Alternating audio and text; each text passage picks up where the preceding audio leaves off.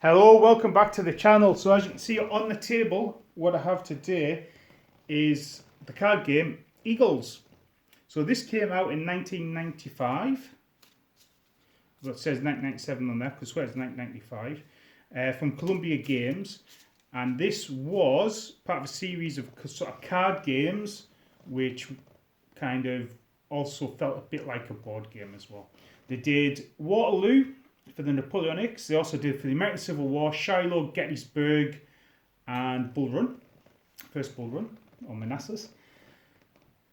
The decks, what you normally do is buy a deck of 60 cards, and from there you would construct your force. However, I was fortunate enough to pick this up from a local game store. Basically, the box was damaged. All the cards inside were fine, and I got it at quite a knockdown price.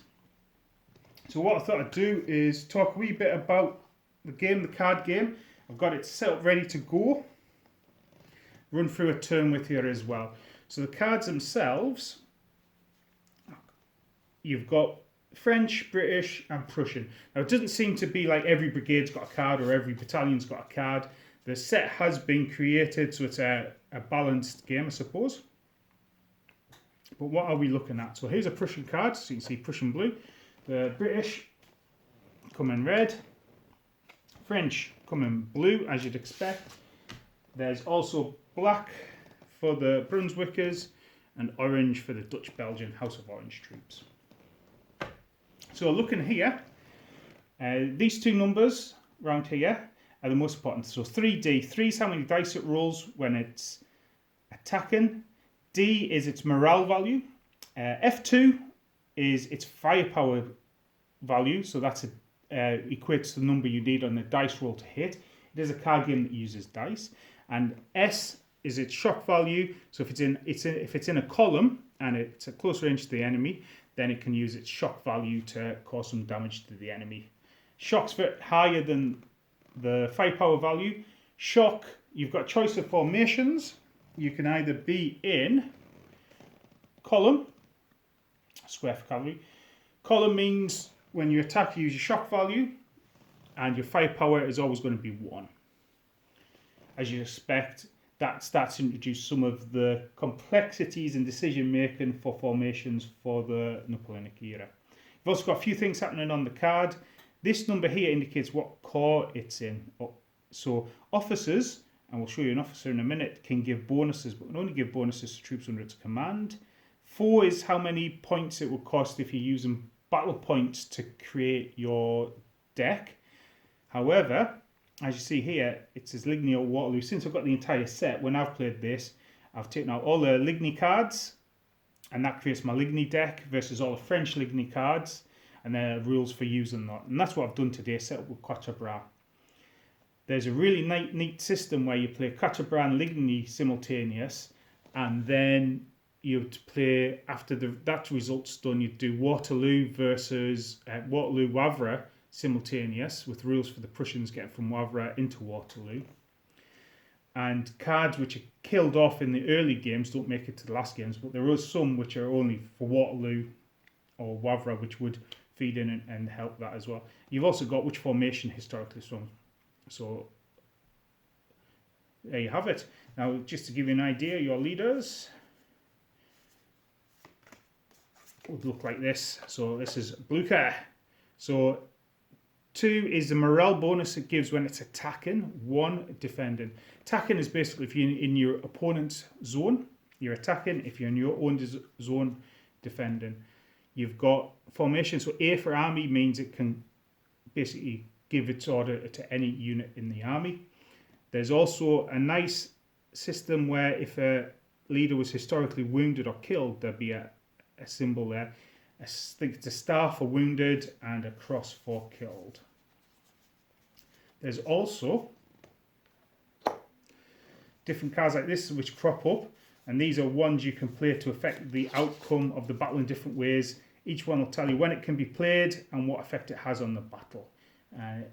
Just adds a level of tactical card play you'd expect. And finally, there's key terrain pieces, and this tells you which one of your deployment zones it can go in this case it's the left, and the effect it would have on that part of the battle as well. Dead simple to get into. I'm going to zoom out and you can start seeing a game coming underway.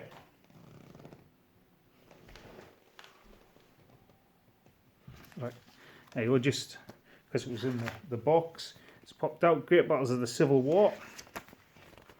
Talking about other products which are available.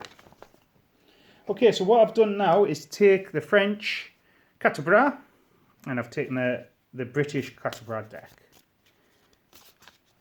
So the British muster is 18, so from 12, 13, 14, 15, 16, 17, 18. So from the initial hand, what I've got is from all the cards labelled carte bras or carte bras Waterloo, put all the ones together. So from the initial hand, I've taken quite a few. The rest becomes my battlefield reinforcements. So as the turns progress, I'll draw those into my hand. So what I'm looking at now, as I decide what goes where, is I'm looking at the different commands because I want my units kind of working together so they can support each other. And when the generals come up, the generals can be given commands to the relevant sections. So looking at it there, you can have no more than 4 cards in a section. Generals and terrain goes on top of that. So what you're looking at there is the R's will take up the reserve corps under Picton. A lot of Brunswickers there. I'm going to deploy those all to one section. What you normally do is have the cards face down, and when they move up, they'd reveal, or when the enemy came and you did something with them, you would reveal them. But just for the sake of this, I'm going to pop the cards down. So that's quite a strong right flank you got there, especially right flank. Then I have some troops from the 2nd Corps and some troops from the 1st Corps and some cavalry. The 2nd Corps has no infantry support, just artillery. Artillery can be quite nasty, and I've got a couple of leaders here. So what I'm going to do is share out the 1st Corps.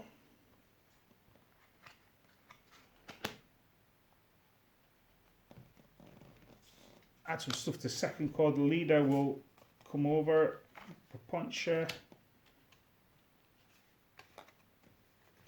pop some infantry down. Now I do have a defence on the left, so what I'm going to do is hope Cherry Woods holds the left. Got some artillery there and some infantry. Infantry supported by the Paponcha. If I get my pronunciations wrong, I do apologise. Then in the middle I've got some infantry, some artillery, some cavalry and the Earl of Uxbridge. So 2 cards left which form my battle hand. Okay, so French always go first. So your units can move or fire. So what we would do, the French have set up. We have strong showing from the 2nd Corps on this flank, 2nd Corps in the guard in the middle, cavalry all on the flank. So what we were going to do was start off with this side here, 2B, firepower 1. So 2B means we get 2 dice, firepower 1 means we're hitting on 6s, and we're going to try and hit some Dutch infantry. So roll my 2 dice, don't have any 6s, no hits. Cavalry aren't going to come forward just now. They're just going to sit and hold this. My main attack for the French is going to be on this flank. So in the middle, again, the cavalry aren't going to come forward. We are going to do some counter battery fire to begin with. So 2A from the guard artillery. I'm going to target this artillery. It's a C, so it's not great morale. 2 dice, firepower 1, hitting on 6s, nothing there. The other big artillery, so this is 3B, so I've got 3 dice, firepower 1, hitting on 6s again. And it's a hit, so I'm going to put a dice on there to mark it's a hit. And finally, over on the far flank over there is 2B, and we're going to target. Let's target the enemy cavalry. Again, nothing hits there. Then I've got movement or shooting. So you see we've got 3 zones. You can't move you can't move sideways, so those they can't go there. So it's front, up and down, up and down, up and down. So at the moment they're in their zone, they're in their zone. So these 3 units will move up into the British zones to attack. Actually, they would form square, not square, column, and then move up to attack column. So they've got their shock value. And that would be it. That would be the end of the French turn. Oh, the reel would go forward as well. Artillery couldn't go forward because it fired, move or shoot. Horse artillery can move and shoot. So if I had horse artillery there, that could have moved up with the infantry and fired at close range. Okay, so it's the start of the British turn. Take morale first. So this guy here, C morale means I'd roll 1 dice because I've got 1 hit and I'd need 2 or less. D is 1, C is 2, B is 3, A is 4. However, First Corps has got General Cook and he's got 1/2, which means he adds 2 to the morale. So 2 becomes 3, becomes 4. So if I get 4 or less, they're still on the battlefield. Got a 3, so that's okay. So it's now the Allied turn. So we're holding this flank, or we would be drawing cards, I'd be able to play reserves. Holding this flank, 3B for the artillery, firing at, let's fire at some French artillery counter battery fire. And we've got 1 hit on the French. Again, over in the middle, we do have a battery, it's a 2C. We're going to fire at the French Imperial Guard Lancers. Firepower 1, so we're looking at 6s, and that's a hit on the Imperial Guard Lancers. Now over at this flank, fighting becomes a bit hotter. So we have these Brunswickers, which are 3C. We're going to pour fire straight on the unit in front of them. Firepower 2, so I'm needing 5s or 6s. And I've got a 5 and a 6, so I've got 2 hits on this French unit. Cavalry would shock value 1 in front of them, why not? And it's shock 3, so it'd be 4, 5 or 6. So 2 hits again for the unit in front of them. And this unit here is got firepower 2, 3C. Again, I'll just shoot the unit in front of them. So 5s or 6s and nothing. So that will be the end of the British turn, obviously with reserves and cards. So we come over to the French turn. So we've got some morale to make. So B is morale value 3 or more. 3 or less to pass, sorry. And it's got 1 from its leader. So it's 4 or less. So I've got 5. So the artillery will be destroyed. Over in the middle, this is morale value of 4 plus 1 from there. So anything but a 6. And it's a 6. Not a great day to be a French Lancer, that's for sure. Then over on here, this time we've got 2 hits on this unit. Morale value is B, so that's 3. And add 1 from him, so that's a 4. Any fails, 4 or less is okay. Any fails would have wiped that unit out. And then finally we've got C here, which would normally be 1 or 2 plus 1, so it's 3s or less. So we've got a 6 and a 3, so that unit will be wiped out.